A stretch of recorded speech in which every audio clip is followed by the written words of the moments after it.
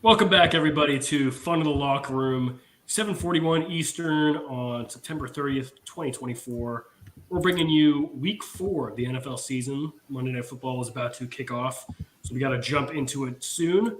We're also going to bring you some MLB preview for the playoffs. The regular season just ended today, and I'm sure these two gentlemen that are joining me have a lot to talk about. As always, Sean Rankel, Liam Holloway, Truett Carstetter.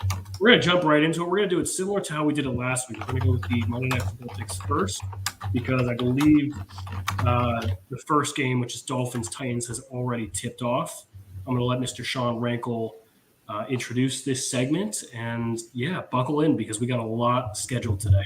Yeah. Coming into this week, Truett was 0-2 last week in the two Monday Night Football games, and me and Liam were 2-0. So coming into this week, I am now 4-2, leader of the clubhouse. Liam is 3-3, and Truett, I feel like this is like every year now, is bringing up the rear at 1-5. Liam had his moment last year. I've had my moment 2 years before, and Truett is just waiting and waiting and waiting for his moment. I don't think I started this bad though. I don't think I was ever 1-5. It might be a new low. And I also just want to say for anyone that's been following the show, the meat mountain that I consumed last week produced maybe some of the most horrific shits I've ever had in my life. Like a literal rocket ship coming out of my ass for the following 24 hours. Okay, true. We have children listeners. Don't worry. I make sure to click not suitable for children for every episode. I'm shocked that I want to do another punishment for going 0-2, but I appreciate your guys' mercy. All right. First game, as Truett mentioned, Titans at Dolphins. Dolphins minus 2.5 going. Will Levis. Will we get another Will Levis meme? He's 3 for 3 so far. Looking forward to a 4 for 4 Will Levis meme.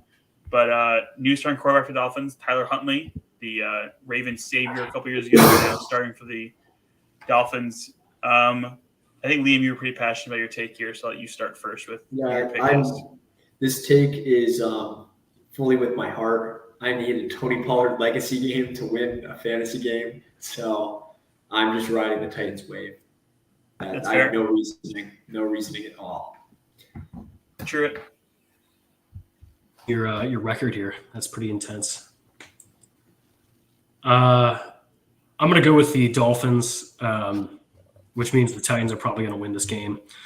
There's not much to it. I mean, the Dolphins are just a better team. I think Brent Hundley, as Frank implied, was a pretty serviceable backup quarterback last year, or however long it was ago. So, yeah, this Titans team is not good. That's all I got.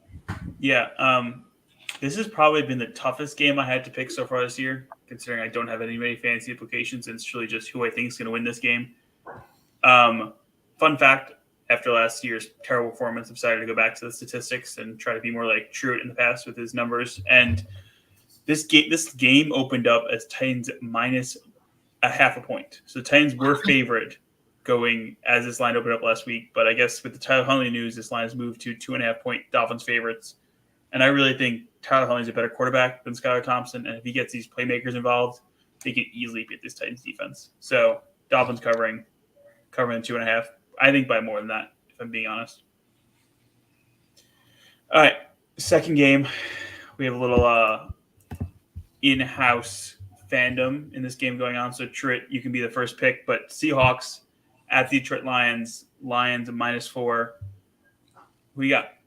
Yeah, this is going to be a tough game. I'm obviously going to go with the Seahawks. I learned my lesson years ago never to bet against my teams on these picks because of the ridicule. But we're going to go with the Go Hawks. And it's going to be a tough game. And, I might be one of the few Seahawks fans that actually is not really impressed with what we've been doing because we've been playing some sorry-ass squads. And this is our first real test. Lions are a good team, obviously. Our run defense is not looking strong as of the last two-ish years. And obviously we're going up against David Montgomery, Jahmyr Gibbs. But our pass defense has been looking very good. Offense obviously has its times. It's got, the boomer bust potential there. I think it's going to be a tight game, and I'm just going to go with the Seahawks to cover because I have to, and I want them to.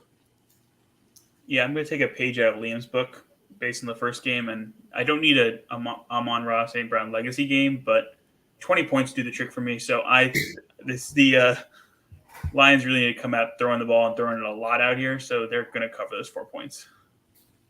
Yeah, I'm going to echo Rank. I think the Lions take this one by a score. Well, I'm glad you guys chose that, so that at least I can get back into contention for winning this. So thank you guys. William's gotten so confident starting predicting these games by what the actual score is rather than just covering or winning. Yeah, you guys want to jump into the games from last week? Yeah. I want to start with Truett's take here. True, you want to lead the way? Yeah. I mean, it's a bit of a bold take, and I don't mean this quite literally, but I think especially after Monday Night Football, or was it Thursday? Whatever game it was Bengals at Commanders, and especially what we saw Commanders Cardinals yesterday. Jaden Daniels just looks like a true star across a lot of facets of football. Obviously, he can move with his legs. The completion percentage he has as a rookie is just ridiculous, and it's translating to winning football, as you've seen. I don't know what the stat is. Somebody chime in if you know what it is. Like, they went so many drives without a punt, except for punted once in 3 games. Punted once in 3 games, and I think it's excluding QB Neals or anything like that. But I mean, it's just crazy, and that just shows that his play and production is radiating throughout the team. All that being said, and no disrespect to Caleb Williams, I just saw the parallels between the Bryce Young, CJ Stroud situation last year and this year with Caleb Williams. CJ Stroud was obviously the better pick in hindsight. Goes number 2 overall behind Bryce Young. Jaden Daniels goes number 2 overall after Caleb Williams. Now, I think Caleb Williams is going to be much better than Bryce Young is, and I think we gave Bryce Young a pass because this team was so bad last year. But we're not really giving him a pass anymore with what Andy Dalton's been doing. I think Caleb Williams could be better than Bryce Young, but we might look back in a few years and be like, wow, they should have taken CJ Stroud. Wow, they should have taken Jaden Daniels. I really like the take. I really don't. I've never been on the Caleb Williams hype train, and I'll just tell you guys this: I am kicking myself for not taking that double or nothing last week. I'm kicking myself. Fan favorite of the show, Will McKeon, also said you should have taken, and he was pretty pissed at you as well. I agree with having take Truett. I think Jaden Daniels is the real deal, especially this year. I think he's a really talented quarterback who can do a lot of things on the football field, and I think in this point in the NFL, you need some guy who can, as an athlete, as a quarterback, you need. And Jaden Daniels is that athlete. His completion percentage is ridiculous. His running ability, like, he controls that offense, and it's pretty impressive to watch. Other side, I'm still going to keep on the Caleb Williams is still going to be the better quarterback long term. I just think health-wise and the way the style of play that they both play, I think Caleb Williams has a much higher chance of having a longer career and longer sustained success than Jaden Daniels does, with just the fact of looking at Anthony Richardson, how many injury he has. Like, obviously, Jaden Daniels is better than Anthony Richardson, but that style of play just doesn't work long term. Yeah, no, that's fair. And I just looked it up. Daniels is leading the league in completion percentage, which is commendable and should give him Rookie of the Year a consideration. But, Rank, you're right. I mean, this take was a bit of a stretch. I don't think Caleb Williams is going to be that bad, and maybe in a few years they'll both be great quarterbacks, and we won't even be looking back, whatever. It's one of your better takes, though, Trey. I'll give you that. Oh, thanks, Frank. Appreciate that. Dude, Jaden Daniels is electric. Dare I say, has put together the best performances of a quarterback so far. I mean, yeah, I think it's him and Darnold, to be honest. I really do. Well, Rank, and being someone that lives in D.C. now, I'm sure the fans around you that you're seeing, like, they've been starved for a QB. Whatever stat it was, how many quarterbacks have thrown a pass to Terry McLaurin is just ridiculous and kind of unacceptable. So this is to be very exciting. It's a new era in DC football, and I'm here for it. It's, out of all the teams in the NFC East, the Commanders hate the least, and this is good for them. Yeah, you can't hate the Commanders. Just a weird take. All right, Liam, I think you have a nice fun take for this week. Yeah, I think Jalen Hurts needs to go start looking for another job because he's just – quarterback's not cut out for him. The memes were last year that he wouldn't be in the NFL without the tush push. And everyone was like, oh, yeah, that's funny. Well, it's kind of sad because they're true. This guy's he's not good. He hasn't had a good game this year. And he's gotten some lucky wins, but he was exposed against the Buccaneers. They came out firing. Baker played unbelievable and played Jalen Hurts off the field. I know his top 2 receivers were out for this game. But you have the best offensive line in football and a premier running back. You're a running quarterback. You should be able to make some plays and keep your team in it. He has not shown once this year that he's capable of doing something great and leading this team to the playoffs. I think the Eagles are going to flounder out, and I don't think they're going to be a playoff team. I agree. Rick, If you look, like, I know for some reason the Bucs have always given the Eagles trouble, but like this seems to be brewing. Like we talked about last week against the Saints and that terrible offense performance the Eagles put up, and like it just seems to be week after week. Like they start slow against Green Bay. They can't start slow against these good teams and keep winning games. Like it's just not a recipe for success. And I think Jalen Hurts is really showing what I think all of us talked about last year, especially down the stretch of like he's not a good quarterback. He's not worth the contract. He's a bum to an extent. Like he's Daniel Jones. Like I see the Daniel Jones comparisons. I'm going to keep harping on him. Like that is who he is as an actual quarterback. But that is ridiculously good wide receivers. I totally agree with you guys. And having Saquon should be enough. And it's fine that we don't have to expect him to perform at this level of greatness. But in the past we did, and people were saying the criticism was too harsh. But the criticism was deserved if you're gonna command the type of respect that we gave to top 10 tier 1 QBs, then you need to be able to perform without AJ Brown, without Devontae Smith, with Saquon Barkley, with a good O-line. And if you're not going to do that, if you're going to turn the ball over a bunch, that's fine. But we're not going to put you in that tier anymore. We're going to put you in the lower tier, dare I say, the bottom 15 of the 30 QBs that are starting. That's fine, but you're not going to be considered elite anymore. And that's okay. I mean, the Eagles are a well-rounded ball club to some extent, so they might not need that.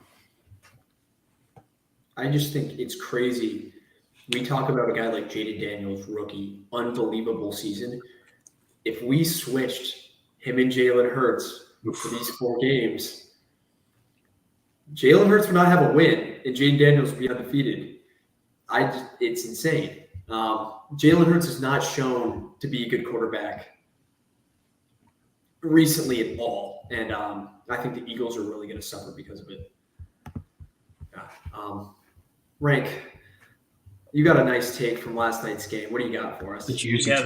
This feels wrong for me to say because I think I've been the biggest Lamar Jackson hater for a while, but looking at the landscape of the AFC and what we thought was going to be a really good conference, and some of the top teams have really fallen off. Like the Ravens are the team to beat in the AFC if Derrick Henry plays like that. If they can keep getting Derrick Henry the ball, he put up 193 rushing yards, multiple touchdowns. He was effective through the passing game as well. Like if that is who this offense is going to be, running the ball with Derrick Henry and Lamar Jackson, they are virtually unstoppable.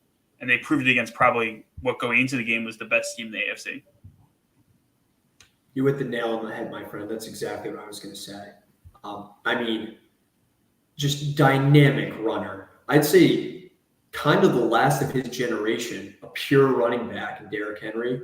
Him and Lamar Jackson's legs, if they can get the passing game down, this offense is going to be scary. Very scary. This felt like kind of a coming out party for the Ravens. Slow start, obviously. Unlucky endings to the Raiders game, the Chiefs game, and then to have a statement win like this, not just against any team, but against a Bills team that had not been giving up a lot of yards on the ground in the first 3 weeks, and then to do this, and yes, Derrick Henry is an anomaly, but it still says a lot about your team, says a lot about your O-line, your scheme, everything, and it just felt like, okay, we're back, we're ready to get this AFC North title, and we're ready to continue what we did last year. Yeah, but Rank, this was a big statement out of you. Wasn't I know expected. it feels wrong, but it's a different team, it's a different year, it's a different Ravens team, and it really comes down to them having an actual running back that's competent. I saw a meme that was like the Titans giving up on Derrick Henry was seen as a smart move, but Giants giving up on Saquon was broke energy. Like this, both of them made mistakes. Well, it's not like the Titans are better off because they did it. Nope, neither the Giants. That's true. Let's jump into some games. Do you guys have one that we need to attack right away? Yeah. No. Which are the first two? Because both of these I really like. Liam was close to placing a bet on the Vikings-Packers game, but Sam Darnold once again came out and just ran all over the Packers. They were up 28-0 at a point in this game. This game looked like a blowaway until some bad, poor mistakes let the Packers back into this game. We'll say that. But this Vikings team is legit. This is what we circled this game as their real test of who this team was, and they came out and proved everybody that they are the real deal. Yeah, I mean, we don't really talk about him that much on this show, but Justin Jefferson is by far and away, I think, the best receiver in the NFL. Yeah. I mean, Yeah. unbelievable. The things that he can do. He made that one-handed catch look so easy. And Darnold, we've given him props. He's been unbelievable. I really like this performance out of Jordan Love, though. Coming off injury, down huge in the first half, and brought him almost all the way back. That's very commendable, and I think the Packers will be all right. But this Vikings team is for real, and their defense has really, really impressed so far. Yeah, Liam, I'm with you. I don't think the stats really tell the story for how Jordan Love played. You're going to look at it and see the turnovers and everything and think that he had a bad game. And I've seen horrible things on Twitter about how the Packers are 2-0 with Malik Willis and 0-2 with Jordan Love. It just makes me so angry. But Rank hit it right in the head. This was the Vikings, first true test. Not even first, because they did play a 49ers team and dismantled them. And I think they're just going to continue to show their dominance. And Sam Darnold has to be an MVP candidate. This Vikings defense post. Mike Zimmer was there forever and was kind of like the guy for that defense. And, coming out of that era, it looks like they're still dominant. So they're just like, they have to be one of the teams to beat in the NFC right now. Fun fact, Sam Darnold is 5th in odds to win the MVP. Who's above him? Mahomes, Allen, Jackson, Stroud. You had to throw Mahomes in there. It just has to be in there. Yep. But yeah, I agree. The Packers are they're not a cakewalk team. They're a real threat to win games, and they will continue to, as Liam was saying, Jordan Love looked good in his return, and more confidence is lag, all that stuff is just going to get better and better. Both these teams legit, and this rematch is going to be a fun one to watch. I don't know when it is, but it's a late one.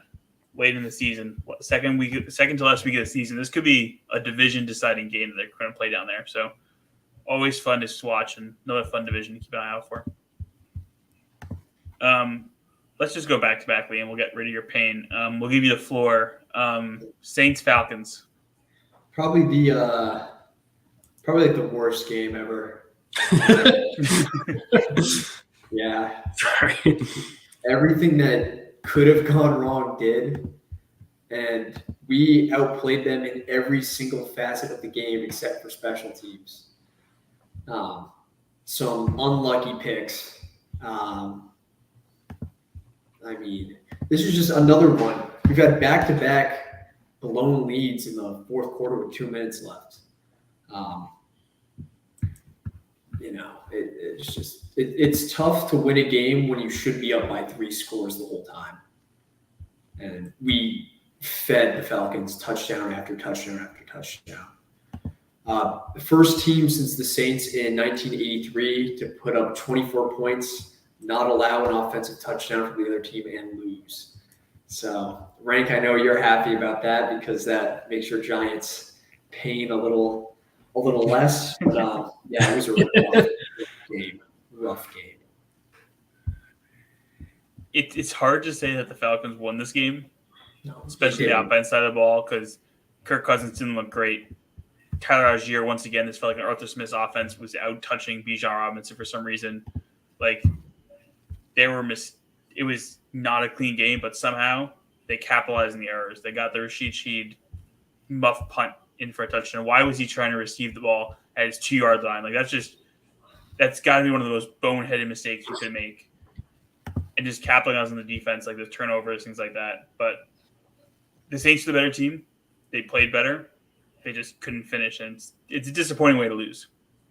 Yeah, it's back-to-back weeks where we should have won, and we weren't able to. I'll say great teams win these games, and we have not been looking like a great team recently. What's the latest with Taysom Hill? Have you heard anything about him? Because I know he missed the entire second half and was one of the bigger losses based on their inefficient runs on offense. It's sad because he was absolutely electric for us. I mean, that man has a lot of power in our offense, but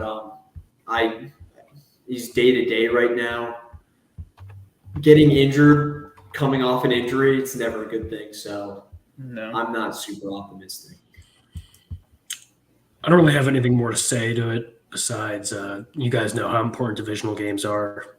You know, it's never really okay to make these type of mistakes in any game, but especially not divisional games. Before we move on to the next game, Will Levis is in the tent for a concussion, and Mason Rudolph is in the game. I don't know if that changes your guys' predictions at all. Hopefully they run the ball more. He might actually give Tony Pollard the rock, baby. Give him the rock. He might actually play better. So who knows? It was going to happen eventually. Let's see. Oh, don't worry. Will Levis, he was able to throw a pick before he got hurt. So good for him. Nice. That's checking off a lot of boxes there. Let's go into Steelers Colts, which I think was a shocker for everyone. Team that has had one of arguably the best defense.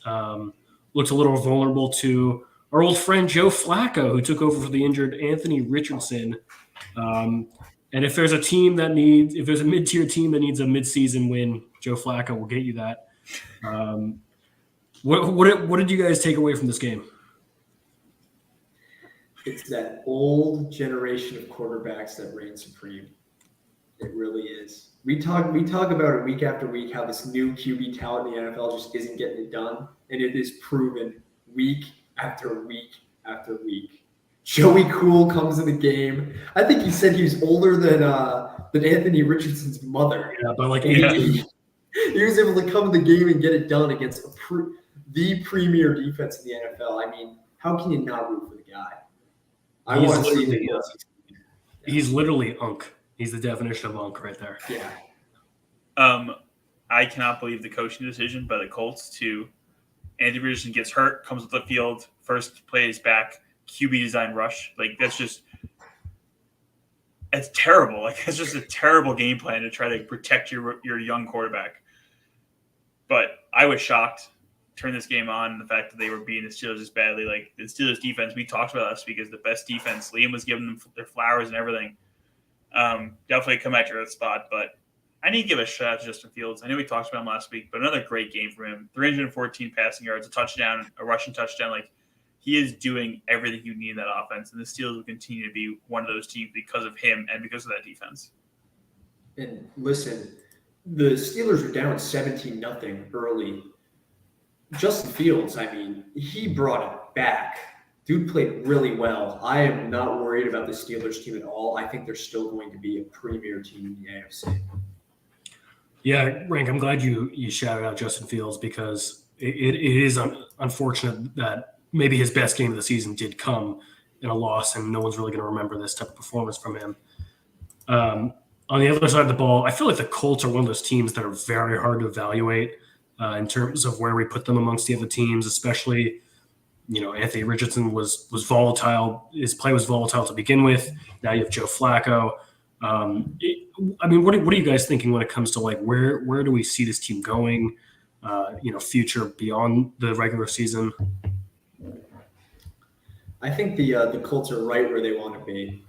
If you look at their the standings right now, the point differential 0, perfectly mid 2-2. But with Joe Flacco, he has a lot more weapons with this Colts team than he did with the Browns. I think in a weak division, the Colts can make a playoff run. I think they're going to be a playoff team. Yeah, I agree. As we've discussed already, like Joe Flacco makes his team better. He's consistent. He knows what they need to do. There's playmakers inside the ball. Michael Pittman, Josh Downs. There's guys there who can make plays. You need a Not guy to to get him mention- the ball. Yeah, Jonathan Taylor doesn't hurt either. Exactly. Like this team is very good. Yeah, I think it's a good division to be in because the Jaguars aren't all that's kept up to be. The Colts are the second best team in this division, and we'll see if they can continue to just stack up enough wins to sneak into a playoff spot. Yeah, it helps when the Jags and Titans are in your division. Let's not lie. Those are kind of 4 guaranteed wins there. They might sneak in. We'll see, and it'll be a question. We might have the same thing with the Browns last year if Joe Flacco plays so well and Anthony Richardson's healthy. I mean, shout out to the Colts 2 years in a row. You had Gardner and Anthony Richardson as your insurance policy. Not too bad.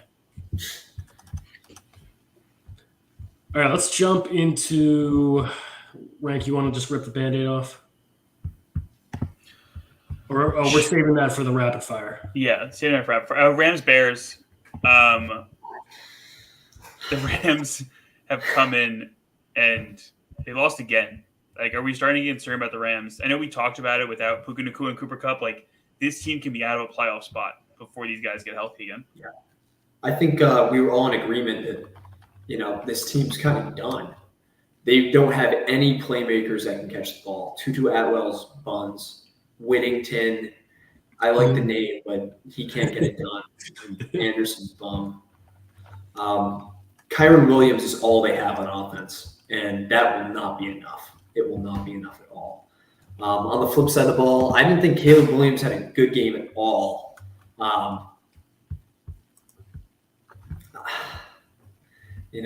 Good for the Bears, though. They needed this. They kind of won this game because of DeAndre Swift and because of their defense, which is, I guess, the way the Bears might be winning a lot of games if they do win a lot of games. For the Rams, yeah, I'm in agreement. This is the practice squad wide receivers right here that Matthew Stafford's throwing to. Kyron Williams is obviously going to be able to do his thing, but at the end of the day, this defense is really not what it used to be. Whenever they won, was it 2020 when the Rams won the Super Bowl? Obviously, you had Jalen Ramsey. Aaron Donald is no longer there. Eric, the white safety, he was there. You had this trio of linebackers that was there, and there's really nobody from that strong defensive unit that's there. And giving up 24 points to this Bears offense is pretty underwhelming. So, Rank, I know you were high on the Rams. I want to hear from you. What your confidence is looking like. It's definitely low. Like the fact that they just can't seem to put together. Stafford's still probably one of the top 10 quarterbacks in the league, and Kyler Williams is there. But all these injuries are adding up, and Nakua's not coming back to week 8. Kupp's not coming back to week 7. Like at this point, this team could be 2-5. And 2-5 is hard to make a playoffs from there. Like maybe they can turn around in the second half, but I'm starting to lose confidence that this team can do something. Bears side of the ball, this was a nice signature win for Caleb Williams. Obviously, he didn't look great, but he didn't make any turnovers. He let the ball loose a little bit. Like this was definitely better Caleb Williams and a nice progression for this team. Yeah, I think the Bears could have easily won this game by 2-3 scores. A lot of missed throws in the first half by Caleb Williams, but I'm going to be hard on him. Yeah, I kind of tried to allude to it earlier. I think this team is going to win in a variety of ways this year. I would say most of it is going to be because of the defense. There will be a game or two where Caleb Williams, wins in a shootout. There's going to be a game like this where DeAndre Swift has his best game as a Bear so far.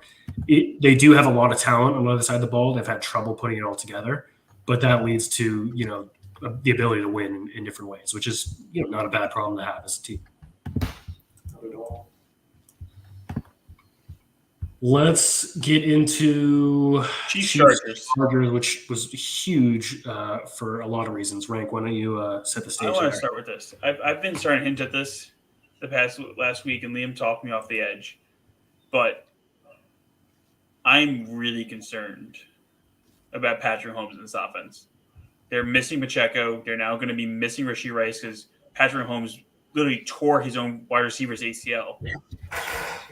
And Travis Kelce doesn't look the same. Like this offense is going to be different. Yes, Patrick Mahomes has the ability to win games with anybody and can find ways to keep his team in games. But this offense is not electric anymore. They're like struggling to put points on the board at times. Like it's a very different team. And I'm kind of concerned that they are no longer the Ravens are the team to beat right now. And the Chiefs are falling down the pecking order. Like there's concern if they can't bring in a top level wide receiver to go in here and win them games. I'll ask you guys this. Is this the year that Devontae Adams gets moved? And is he moved to the Chiefs? Oh, whoa. Whoa. Where did that come from? Whoa. Jeez. Whoa. That's a whole nother line of thinking right there. The writing's been on the table that he does not want to play for the Raiders. The And Chiefs, I can't though, think of a team. I can't think of a team where he would want to play more. he'd like to play for the Jets. He wants to play with Aaron Rodgers. That's where he'd want to play more. And I could not see the Play Raiders with trading Daddy him. again. Raiders to the Chiefs interdivisional trade for one of the top wide receivers in football just is not going to happen. Right? We've seen crazier. You never thought a star running back would flip-flop in the All right. That was a cheap I'm just shot. saying. I'm just saying. You never Frank, know. when you started with this game, I wanted to make a joke about, hello, is this 2022 Fun in the Locker Room episode that I'm watching, where we doubt the Chiefs? And yes, you made very valid points. This team is still 4-0. They still have Patrick Mahomes. Travis Kelce looked more like himself. They still have a crazy good defense. Rashee Rice, yes, that is going to hurt a lot. He was really coming into his own. I'm not ready to press the panic button. If they're 4-0. If we're talking in 4 weeks and they're 4-4, let's have another conversation. I'm not ready to do that. I've learned from our collective mistakes on the air. Too early is my call. You know what, Rank? I'm hoping that this rings true because we got a big matchup coming up Monday night. And I'm hoping we can take that 0 in their loss column and change that to a 1. But they got some easy games coming up.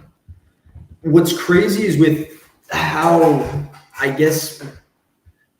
weak the AFC has looked. They get to like 7-8 wins soon. They can kind of coast. I hate to say it. Yeah. And maybe rest up come playoff time. But it never helps when your number one wide receiver is done for the year and your tight end one has looked like crap all year. And you're down your number one running back who has looked really good. Yeah. But I will never, ever, ever sleep on the Chiefs again. We've all learned our lesson. It's just, I'm not sleeping on them, but this offense used to be one where you would turn the TV on to go watch. Like, it was a must-see TV to go watch, see what Patrick Mahomes and this Chiefs offense would do. It's no longer the case. Like, it's just boring at times. Like, it's pedestrian. It's modern. He makes the plays to finally get the win, but it's not an exciting brand of football right now. Yeah, and the refs are always helping them out too. Yeah. They have a different identity. They're not like years ago. Which Super Bowl was it where they had no defense and it was like shootouts with Mahomes? It's a different team. Brady had different iterations of teams, and maybe in 4 years when Mahomes has outlived his teammates, it'll be a whole new iteration back to the offense. Who knows? Well, he'll have Devontae Adams, right, Liam? So they'll go back to the offense-heavy approach. Listen, they've won every single game this season. It's been a one-score game, and that's not the sign of a good team. That's the sign of a great team. Yeah, great teams figure out how to win those close games, and there's really nothing else to say. The Giants are a great team 2 years ago when they went 9-1 in close games and then got blown out by the Eagles in the playoffs. One score game winning them is luck. It is a lot of luck. Everyone progresses back to the mean year in, year out. Rank, the Chiefs have not ever regressed back to the mean. They haven't regressed. And I'm not going to start thinking that they will anytime soon until proven otherwise. Because they've proved us wrong time and time again. And you got to believe a little bit. You got to believe, Rank. You guys got anything on the Chargers? Not really. Kind of got hosed at the end, but they played the Chiefs. It happens, right? Yeah. Speaking of number one wide receivers going out, former number one wide receiver for the Chiefs, Tyreek Hill, a little game break going on. The Dolphins went for it on 4th and 1 around the 50 with a jet sweep to Tyreek Hill, and he did not get it. So Titans got some momentum early on, up 3-0. Wow.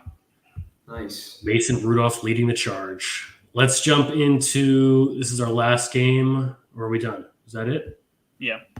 All right. We got rapid fire games brought to you by Trojan Condoms. Even if you're fast, you can still be protected with Trojan. Let's start with our favorite Cowboys Giants. What you got here, Rick? This is exactly what I wanted to do. The Giants have been competitive. They are losing competitive games, and we are tanking for a quarterback. This is great. Malik Neighbors, I hope he stays healthy because he's getting the ball every single play, and that's who we need to give the ball to. He's by far our best player on offense and on defense. He is the do-it-all guy, and it's going to be exciting to watch him in the future. We finally have a wide receiver to replace Odell Beckham, and this team is up and coming. Liam? I'm hyped for you, Rank. You have an offensive weapon to build around now. Yeah. On the flip side, Cowboys not impressive at all still. Aren't they wishing they signed Derrick Henry, huh? Are we in agreement that the Commanders are the favorites in the NFC East right now? Yeah. What a weird statement. Yeah, I can get behind that. Offense and defense, they've been the best team. Yep. I'm completely on board with that. I got nothing more to add. Rank, I'm happy that you're actually, aspiring for something, even if it is tanking. Malik Neighbors looks like a hell of a player. Cowboys should not hang their heads on this win. It wasn't that good. Broncos Jets, really weird game. Very unimpressive for the Jets. Bo Nix, with that stacked defense, kind of just keeps getting wins. That's really all I got. This one made me so angry. What a pathetic performance from the New York Jets. I was just upset to watch this game. And to lose to Bo Nix and the Broncos of all teams, shitty loss. And I think the bigger concern here, at least for me, is the fact that Aaron Rodgers looked visibly frustrated at times with the lack of communication between him and the wide receivers. He would throw a ball expecting the wide receiver to do one thing, and he would be pissed off, hands on his head. They don't appear to be on the same page, and that's a problem if this team is going to go far. This isn't a concerning, I don't think we can panic right now, but I think if you're Robert Saleh, you got to tell them, hey, let's get back on the same page. We got to lock in right now. Yeah, I saw Matt Ryan had a clip, and Matt Ryan was basically Aaron Rodgers can go and tell his team that they need to get his page. He doesn't have to get on their page, and you have to be the alpha dog that he is in the locker room. So we'll see how it turns out. Bengals Panthers, the Andy Dalton magic comes to an end. Little nice opportunity for a revenge game, though, so that was cool to see. The Bengals got going. I know it's against the Panthers, and we're not giving them much credit for it, but this offense started producing with T. Higgins and Jamar Chase back, and Zach Moss had a good game. So Bengals side of the ball, I think this was a get-right game that they desperately needed. I'm not impressed with this Bengals team at all. And they play the Ravens next week. Ooh. That's I type of would moment. love to see a little belt to ass and put this Bengals team in the dirt. I know I picked the Bengals to win the division. I'm sick of them already. I don't want to see them anymore. Oh my. Jaguars Texans. Jaguars fall to 0-4. Are we giving up on the Jaguars? Texans they had a come from behind late win though, so it's not like the Jaguars got their asses handed to them. I'm more concerned with the Texans. Not that I'm that concerned, but two losses that I don't know. They won again this week, but they lost last week. But another uninspiring performance for a team that we all expect to be better. Yeah, 100%. Nico Collins is their whole offense. Yeah.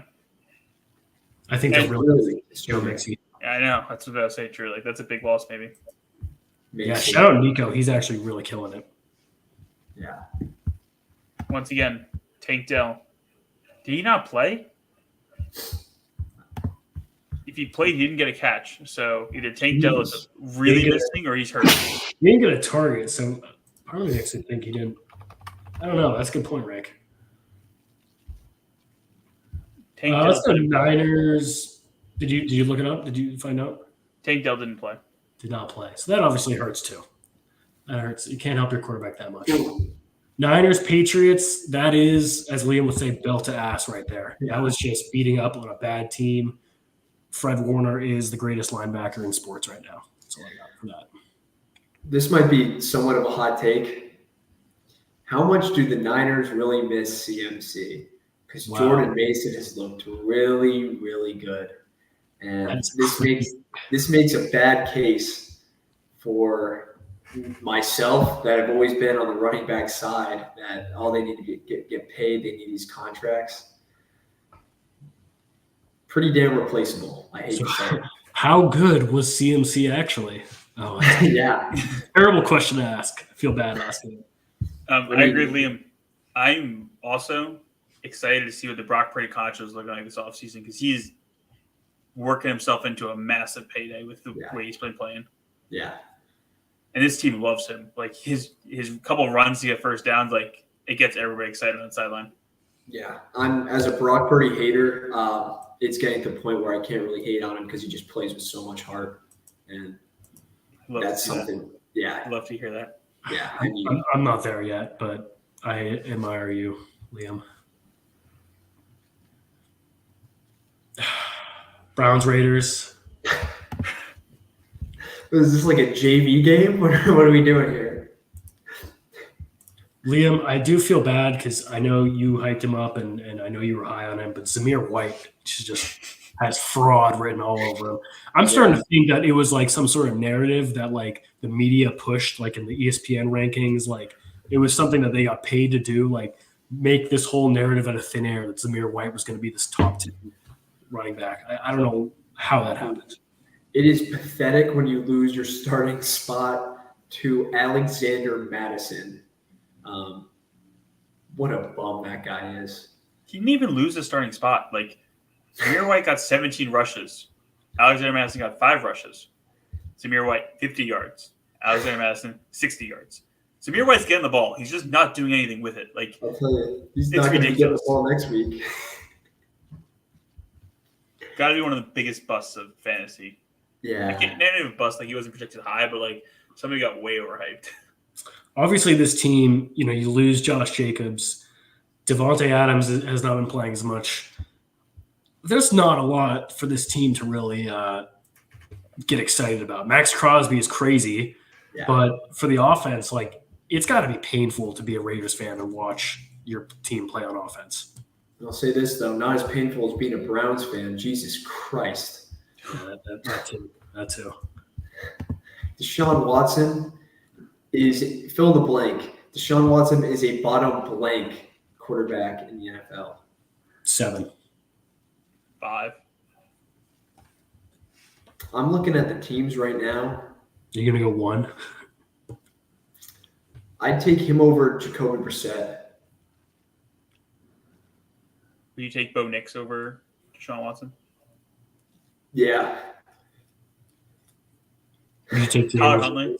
Maybe Bryce Young / Andy Dalton I'd take over Deshaun Watson at this point. Tyler Huntley?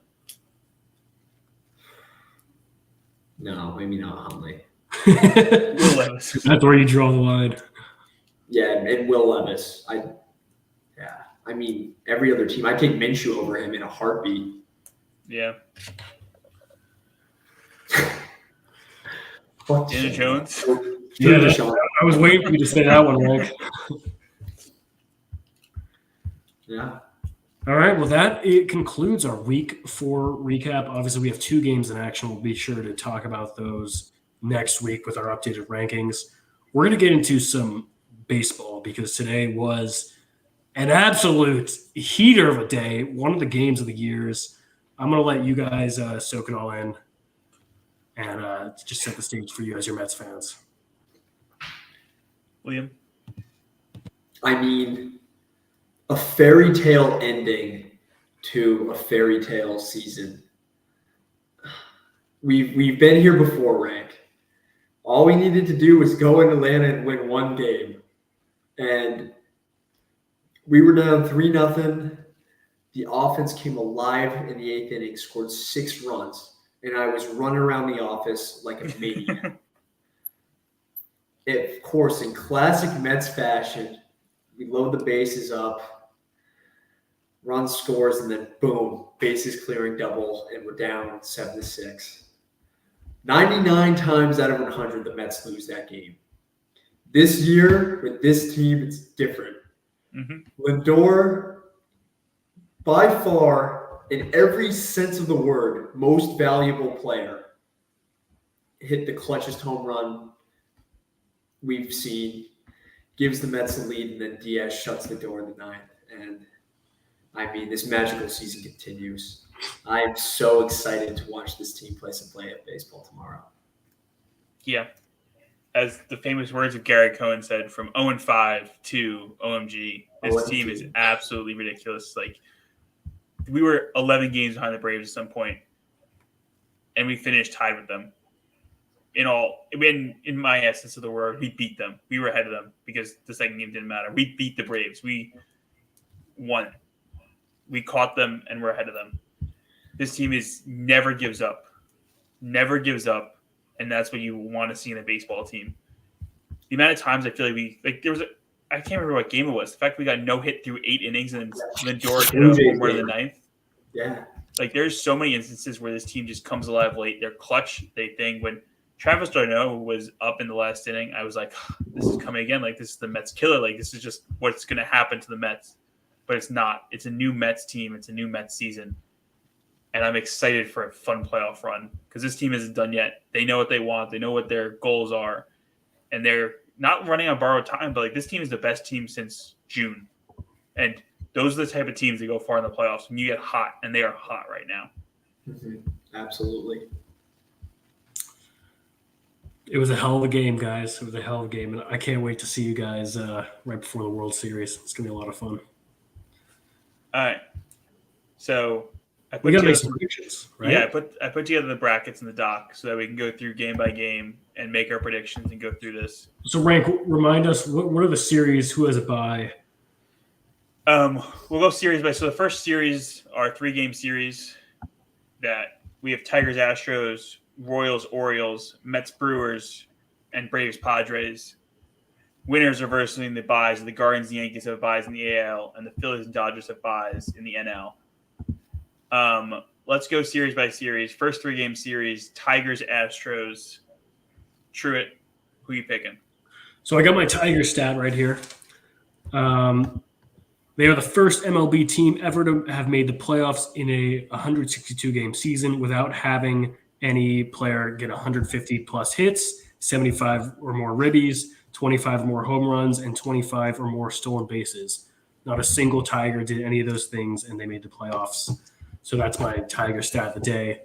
As inspiring as it's been, and we went into it a little bit last week, I just see the Astros just out-talenting them, and I know that's not exactly what the MLB playoffs are about, but I feel like I have to go with the Astros here. They have the personnel, the experience, yada, yada. Shout out Scooble for the Triple Crown. That was great. Yeah, I kind of agree. I think as much as I want to pick the Tigers, I think experience really matters when it comes to these 3-game series just because of how short they are. You don't have really time to like work into the series. You need to win each game. Each game really matters. I think the Astros have more experience here. So I'm picking the Astros. Yeah. I guess we got a clean sweep. I just think the way the Astros pitching has been as of late, they're going to be a tough team to stop. They really You can never really bet against this Astros team and come playoff time. They always find a way to make it interesting. Really hyped for the Tigers though that they're here because no one thought they were going to make it here. But yeah, I think the Astros take this one.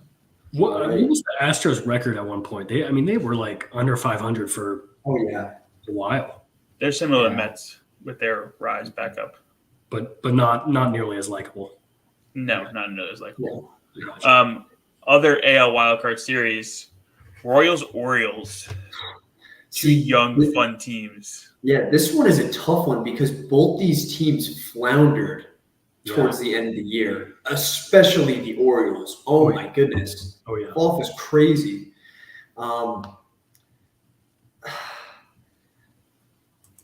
I think I'm going to lean Royals here, boys. Wow. I think Bobby Witt's going to have a statement series, and the ghost of Salvador Perez he's going to come alive. Oh my God. Victory. I'm taking the Royals here. Rank? I'm going to take the Orioles. Living near the Baltimore Orioles, I've seen how good they are, how good the fan base is. I think the Orioles saw what they couldn't do last year and losing that 3-game series, and are coming back hungry and determined to actually turn this around this year. And I think the Orioles win this series. I think the Royals just lack the experience, and the Orioles are pissed off from last year. Yeah, I'm going to echo both your points. Orioles did have quite the fall off, but I think when you got a 3-game series, Corbin Burns on the mound for game 1, you have that experience that you're going to leverage. You have the young talent you're going to leverage. It's just a little too early for the Royals, but congrats on a great season. Shout out to Frank for taking Bobby Witt Jr. with the first pick in our fantasy league. Great show. Of course. Let's go NL Wildcard Series. Mets, Brewers in Milwaukee, coming off a night where hopefully they're not getting too drunk tonight and celebrating. But can I ask a question about this series before you guys go into the? Yeah. So I didn't really watch. You guys recently just played the Brewers in a series. I didn't really watch how that went transpired. Not good. Not well. How I would describe it. The Brewers have had our number the past couple seasons. They've really had our number. But listen, so have the Braves. And we took care of business there. I think we're going to take care of business in Milwaukee. This is the year of slaying demons. And one demon at a time will bring us a World Series trophy. Mm-hmm. And this just starts the path. And this path is going through Milwaukee, and we are coming out of it. I think you will go 3 games, but the Mets are winning the series. All right, Truitt. I'm going to go Mets just because I want to see it happen, man. That's really just what let's keep this series, this magical season going, man. Yeah. All right. You guys showed a lot of heart today. And you showed, that circumstances and everything really doesn't matter. Odds back against the wall doesn't phase the Mets. Last series, Braves, Padres. Truitt. What are we looking at? I wanted to let you guys have your moment with your magical season, but I think our magic has been a little better. I'm just gonna be completely honest. We were 50-50 at one point. I know you guys were under 500 at one point as well.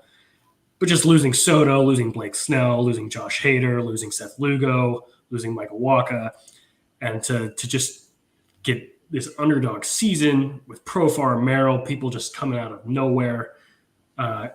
This has just been a magical season, and I think with the type of things that we've done and demonstrated, I think we could really go all the way. I'm very angry that the Braves we were talking about this earlier, were so ballsy and didn't play Chris Sale in what was a must-win game. On ESPN, it is undecided right now who's going to pitch, but we have to assume it's Sale. I would assume so. Yeah, this won't be an easy series. Luckily, we're in San Diego, which is huge. Michael King is going to be our starter. Who would have thought Michael King is going to start our first playoff game? That's crazy. But, of course, I'm going to go with the Padres. Of course. I'm going with the Padres, too, and that's purely out of hate for the Braves. Well, I want nothing more than to see you guys step on their throats and just twist that boot. I like this Padres team. They have a lot of likable characters. Mm-hmm. But my hate for the Braves far above my enjoyment of the Padres. So I'm hoping you guys put some damage on. I will echo Liam's sentiment. I like the Padres. Jackson Merrill has had a great season, and looking forward to the Padres destroying the Braves. Thank you. All right. Second game series, we have the same exact series here. 5-game series, Guardians versus Astros. Liam, start us off. Well, I really want to pick the Guardians here, and I think I am. I think this is a J-Ram series. He just goes ham.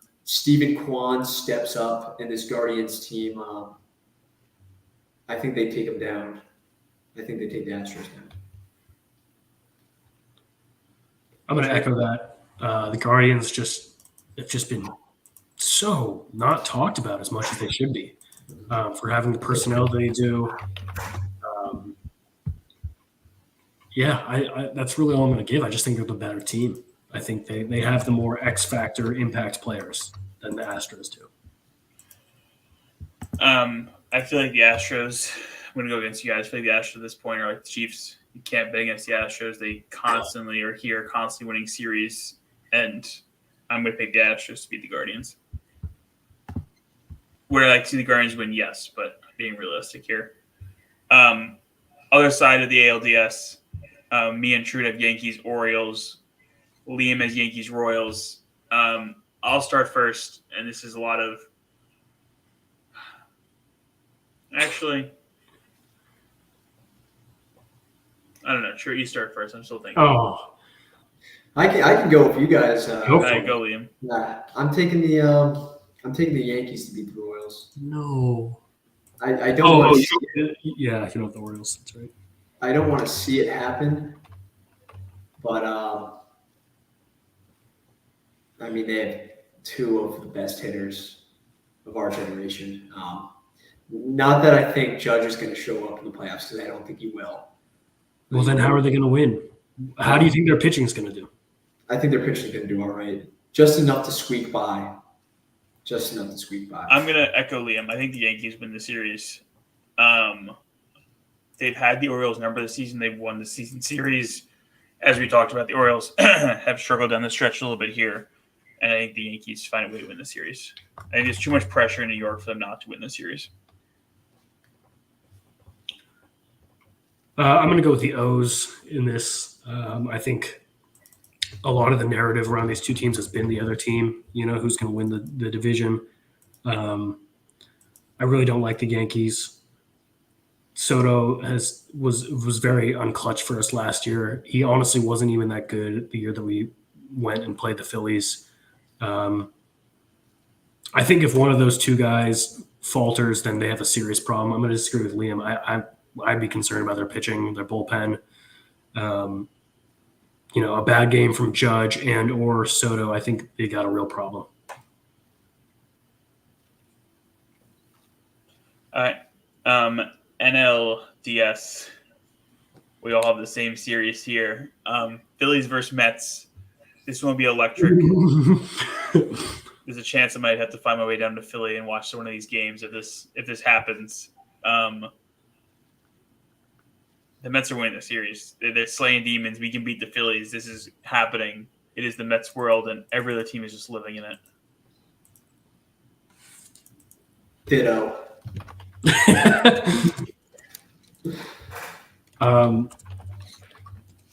Ditto. I want to see the Mets beat the Phillies, and anything could happen. I want to see them beat the Phillies.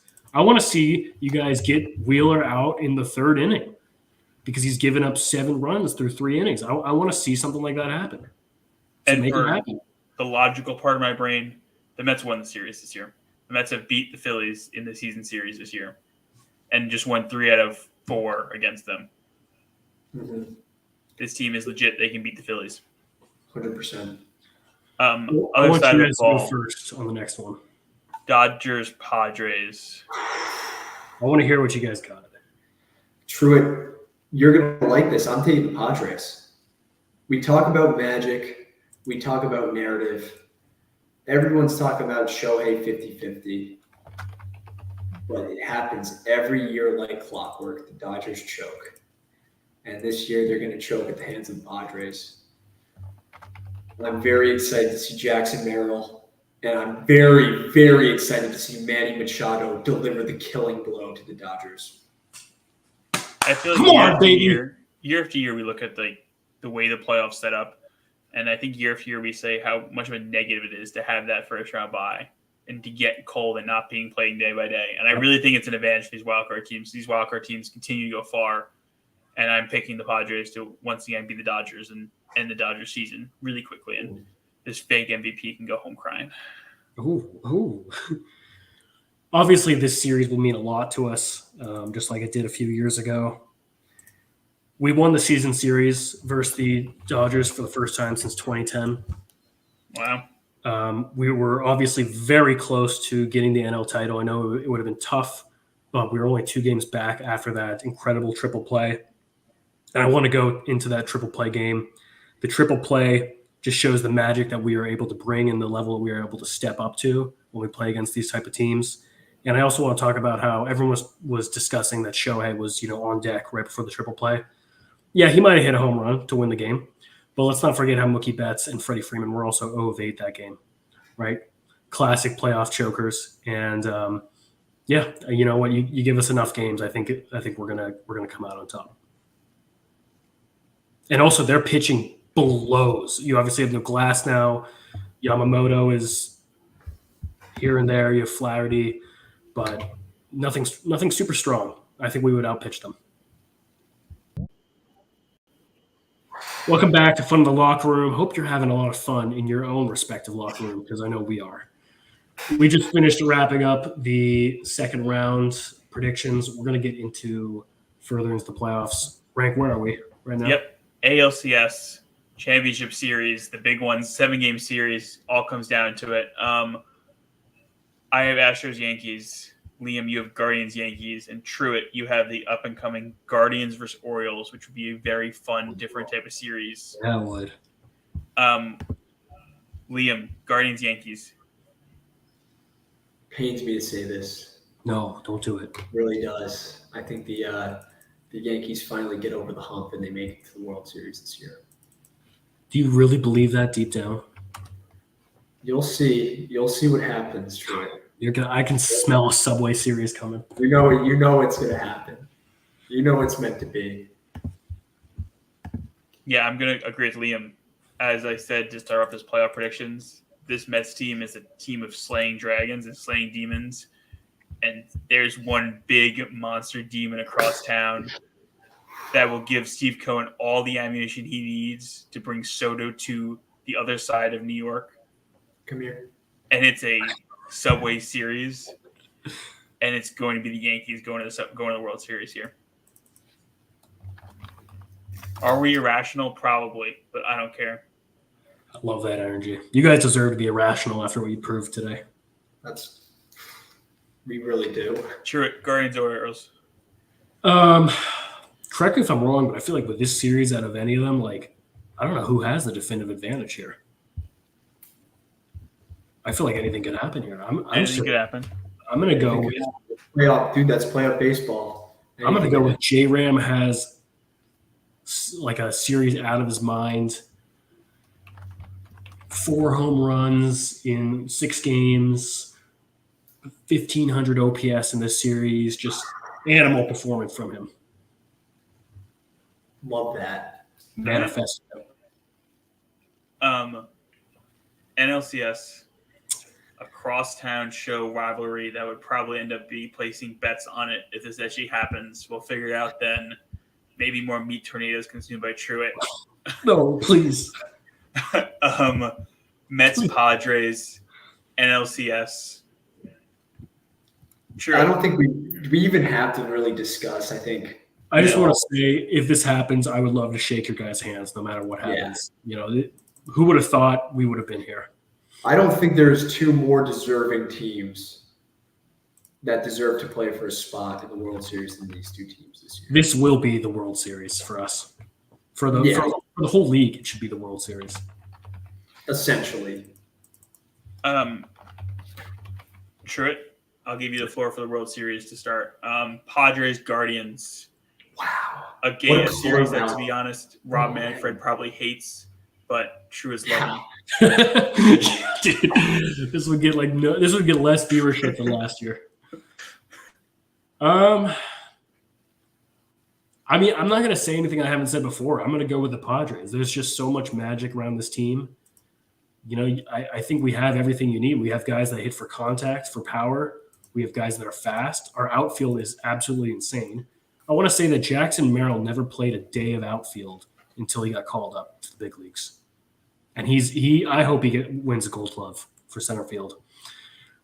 this team just has. I'm going to be very sad if they lose, and there's a good chance that they probably won't even go to the World Series because this team. I don't think the Padres will be able to recreate it. Maybe ever again. This is the highest win total we've ever had under AJ Preller. I think this is just our chance. This is a chance for the Friar faithful to stand victorious. That's my pick. Love it. Yeah. I'll say this. I cannot wait to be with Liam and potentially even you, True, if you've mentioned you might come up for it, to be in New York for a Mets-Yankees Subway Series at Citi Field. That would be insane. The environment, the electricity, the city would be buzzing. It would be a highlight of my life to watch the Mets beat the Yankees in a World Series. Rematch, Demon Slade. Dream come true. This will be the forever end of LOL Mets. LOL Mets will never be said again. Frank, I will be able to – I could die happy if the Mets win a World Series. And if they win it this year, oh, man, I'd be the happiest man on planet Earth. It's meant to be. It's meant to be. Who would be your World Series MVP? Oh, the captain, of course, Mr. Lindor. He wins World Series MVP, and we slap that C right here, right on his chest. Mm-hmm. How about you? Who do we got? World Series MVP. Dude, there's obviously obvious candidates. I want to see someone like fucking Profar get it, dude. I just want to see Profar, Jackson Merrill, just anyone but Xander Bogaerts. Higgy, Higashioka. I don't know if he would start enough games at catcher because we change it up pretty often. But that would be pretty insane. That'd be crazy. I'll lock in Profar. It's going to be exciting baseball. Next time we come around, the wild card games will be done. Wow. The division series will potentially have some winners, maybe even potentially, or at least 2 or 3 games into the series. So we'll have a lot to recap in the next episode. I'm pumped. I know you guys are pumped too. This is exciting. All right. Hoops Grid? Let's get into some Hoops Grid. The Lions are up, as I pull up the Hoops Grid, the Lions are up 14-0 after DK Metcalf fumble. Very sad. And I feel like I don't think he's done much.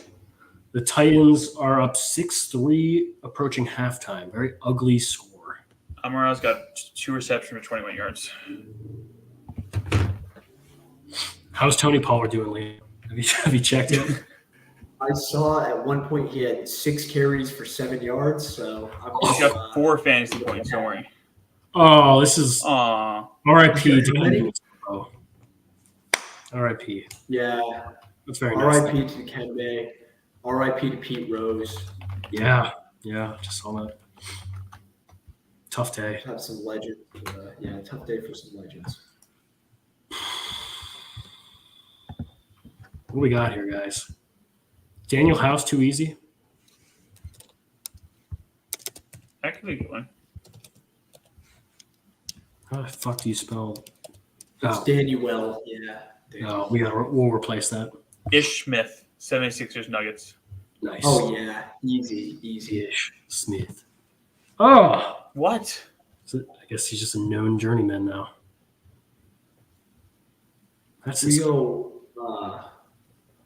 Hawks, maybe Dikembe Mutombo teammate. Can we try Tree Rollins?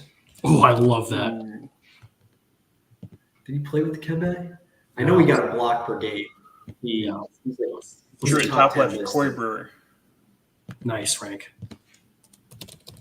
Fuck, sorry. I've never used this keyboard. No worries. Ooh, there we go. Nice. The Raptors. Wow. Did Mike Scott Hawks Sixers? Yes, Yep. he did. He did. Good shout. Wow, that's higher than I thought it was going to be. Yeah, same.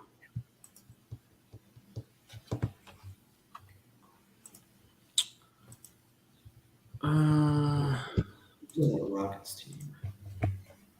Dikembe Mutombo.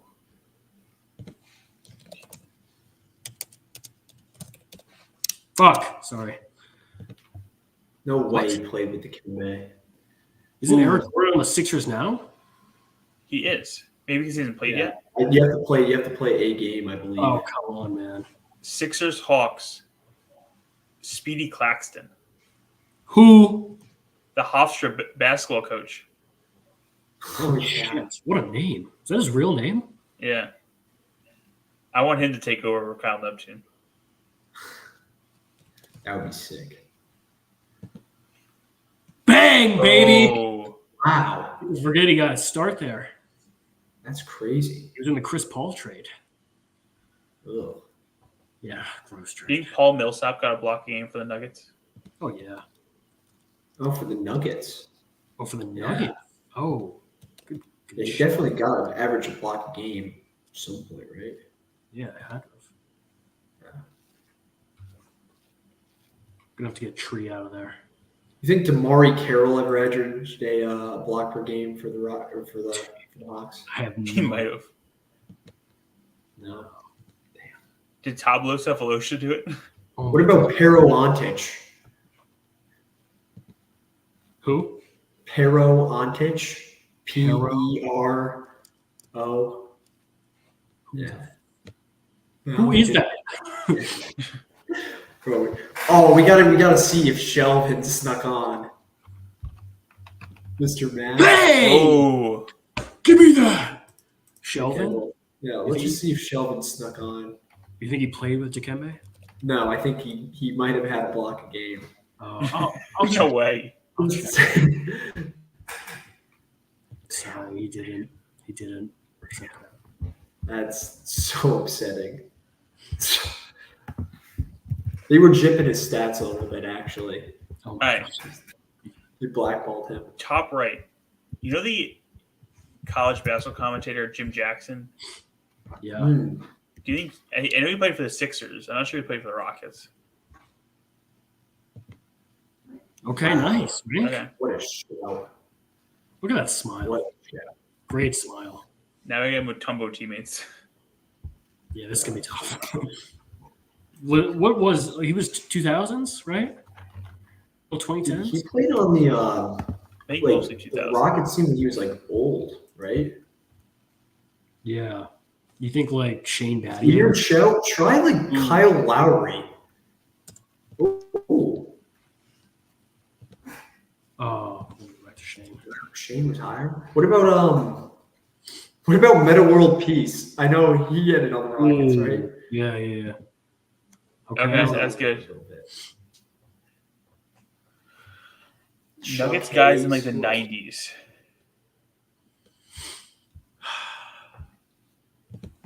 Was English? It was early. Not, yeah. Dude, I don't know a lot of Nuggets pre 2000s histories. Is Spud Webb for the Hawks? What about Robert Pack for Nuggets Dikembe? Who the hell knows who that is? What? No, that guy could fly. He was a dunker. Oh my god! You don't know about Robert Pack?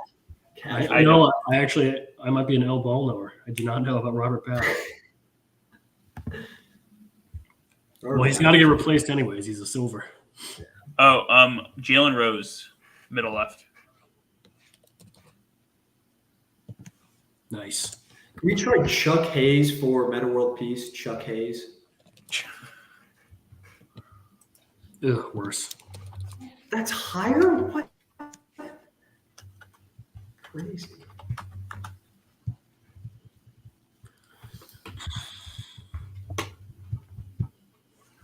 You think Tree would go here? When did Tree play? Oh no. Tree played for a long time for the Hawks. I know that. A long time. I don't know if they overlapped.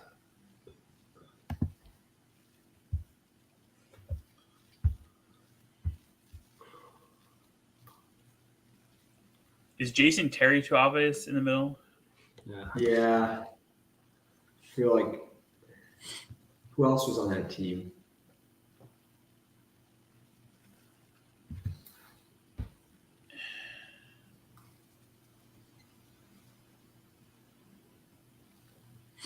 Didn't Tony Kukoc play for the Hawks? Ooh. Oh, Rankle. Coming from the rafters. Oh.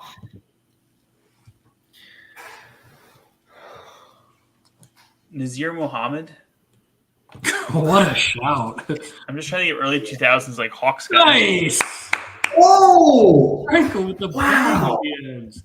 There Clip we go. that. nice rank. Clip that. 93%. That's pretty damn good. We've gotten good at these. Yeah, dude. Put this on the Twitter. How do I That's share this? We'll figure it out. That's fantastic. Yeah. All right. Before we end off, we have some very special birthdays today. Yeah. Oh yeah. Fucking fired up. Starting in baseball, Kenley Jansen.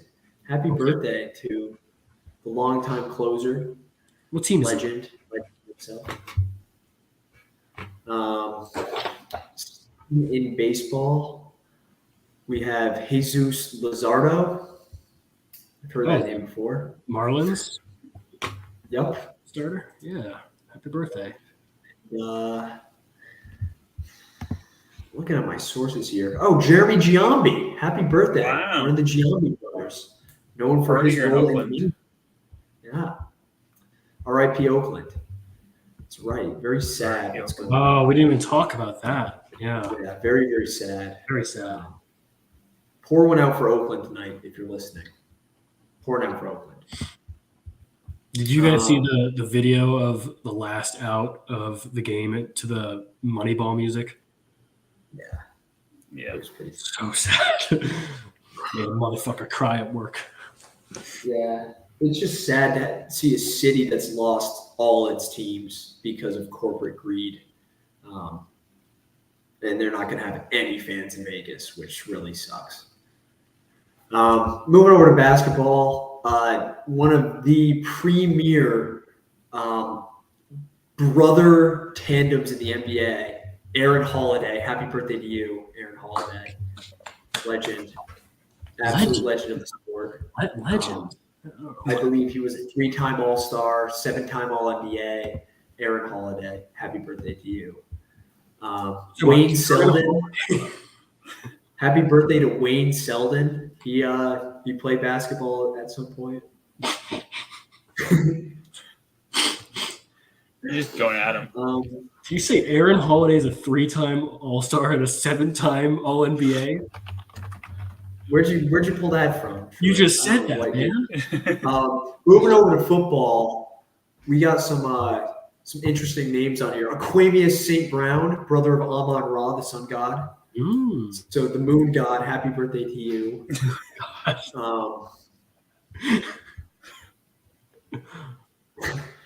don't really know any of these other people like at all.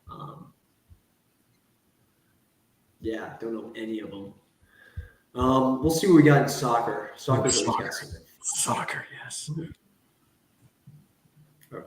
Calm down over there. Sorry. Sylvester Von der Water. Happy birthday to you, Sylvester. Turns 28 years young. SVW. Nice. Olivier Giroud, one of Rank's favorite players. Wow. A Frenchman. The French. I do love him. He turns 38 today. Big Wow. Chelsea guy for a while. Old man. And Mike Hunter turned 66. Happy birthday to Mr. Mike Hunter. What? In the cross, there are no birthdays, but guys, I got the best college football games we ran. We ran with this last week. I got some more for you this week.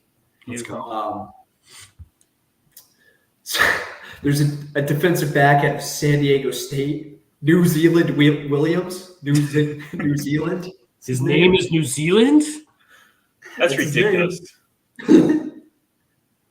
Out of UNLV, we got Tiger Shanks. Happy birthday to Mr. Shanks. Tiger Shanks. Now, this is one that gets the people going. Tight end at FIU, Rowdy Beers. Happy Wow. birthday to it's not his birthday, but We might have to Shout get out a to jersey somehow. Every day is his birthday when your name is Rowdy. Yeah. True. Another defensive back, We got Pig Cage from Louisiana Tech. Pig Cage. Pig cage. How do you Don't know spell where pig? Is it two G's? Nope. Just all right. Like oink oink pig. Yeah. And then we'll finish it off with a memorable one at Duke, linebacker named Memorable Factor is the guy's name. You're making that up. No, that is not his name. Swear to God, that's his name. Memorable Factor? Memorable Factor. That's crazy. Yeah. Ridiculous. These names were sponsored by McDonald's. Enjoy that quarter pounder in your mouth as much as I enjoy saying these names. McDonald's is actually, this is a real news headline. They're making it's a Big Mac, but for chicken. Hold on. Ooh. I swear to God, this is real news. Wow. True. I bet you can't wait to get your hands on that thing. Chicken Big Mac. That's a new thing. We'll have to do a punishment where the loser eats 3 chicken Big Macs in 10 minutes. It seems like you just want to do that. I mean, you can do that if you want. No. I want to have to do it. All right, everybody. Thank you for joining us here at Fun in the Locker Room, where we do have a lot of fun in the locker room.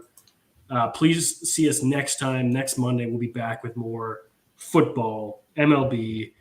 We'll get into some college at some point. We got the NBA coming up soon. We're just going to have every sport on the planet. You name it, we got it. Go Padres. Go Mets. Long live Fun in the